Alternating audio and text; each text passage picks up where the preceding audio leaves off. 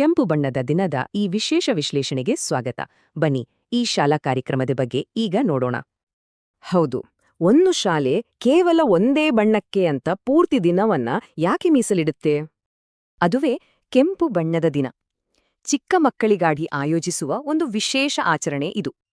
ಆದ್ರೆ ಬರೀ ಬಣ್ಣ ನೋಡೋದಷ್ಟೇ ಇದರ ಉದ್ದೇಶನಾ? ಖಂಡಿತ ಅಲ್ಲ. ಇದರ ಹಿಂದೆ ಬೇರೆನೇ ಗುರಿಗಳಿವೆ. ಕೆಂಪು ಅಂದ್ರೆ ಪ್ರೀತಿ, ಶಕ್ತಿ ಹಾಗೂ ಸಂತೋಷದ ಸಂಕೇತ. ಈ ದಿನ ಮಕ್ಕಳಿಗೆ ಇದನ್ನೇ ಕಲಿಸಲಾಗುತ್ತೆ. ಇದರ ಶೈಕ್ಷಣಿಕ ಗುರಿಗಳು ಸ್ಪಷ್ಟವಾಗಿವೆ. ಮೊದಲನೇ ಗುರಿ ಕೆಂಪು ಬಣ್ಣವನ್ನು ಗುರುತಿಸೋದು, ಹಾಗೇ ವಸ್ತುಗಳನ್ನ ಗಮನಿಸೋ ಕೌಶಲ್ಯ ಬೆಳೆಸೋದು. ನಂತರ ಕಲಿಕೆಯನ್ನ ಒಂದು ಆಟದ ಹಾಗೆ ಮಾಡೋದು ಮತ್ತು ಮಕ್ಕಳಲ್ಲಿ ಆತ್ಮವಿಶ್ವಾಸ ತುಂಬೋದು. ಕೊನೆಯದಾಗಿ ಶಾಲೆಯಲ್ಲಿ ಎಲ್ಲರೂ ಖುಷಿಯಾಗಿ ಒಟ್ಟಾಗಿರೋ ಹಾಗೆ ಮಾಡೋದು ಇದರ ಉದ್ದೇಶ.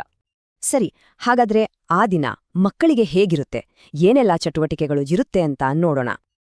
ಪ್ರಾರ್ಥನಾ ನೃತ್ಯ, ಕೇಕ್ ಕಟಿಂಗ್, ಫ್ಯಾಷನ್ ಶೋ, ಹೀಗೆ ದಿನವಿಡೀ ಕೆಂಪು ಬಣ್ಣದ್ದೇ ಕಲರವ.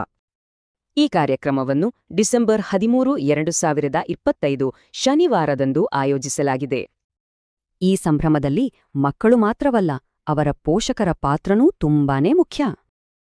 ಪೋಷಕರಿಗೆ ಇರೋ ಒಂದು ಮುಖ್ಯ ವಿನಂತಿ ಅಂದ್ರೆ ಮಕ್ಕಳಿಗೆ ಕೆಂಪು ಬಣ್ಣದ ಡ್ರೆಸ್ ಹಾಕ್ಸೋದು. ಹೀಗೆ ಈ ದಿನ ಆಚರಣೆ ಮತ್ತು ಕಲಿಕೆಯ ಒಂದು ಅದ್ಭುತ ಸಂಯೋಜನೆಯಾಗಿದೆ. ನೋಡಿದ್ರಲ್ಲ, ಸಣ್ಣ ಸಣ್ಣ ಮೋಜಿನ ಆಟಗಳು ಕೂಡ ಎಷ್ಟು ಪರಿಣಾಮಕಾರಿಯಾಗಿ ಕಲಿಸಬಲ್ಲದು ಅಂತ.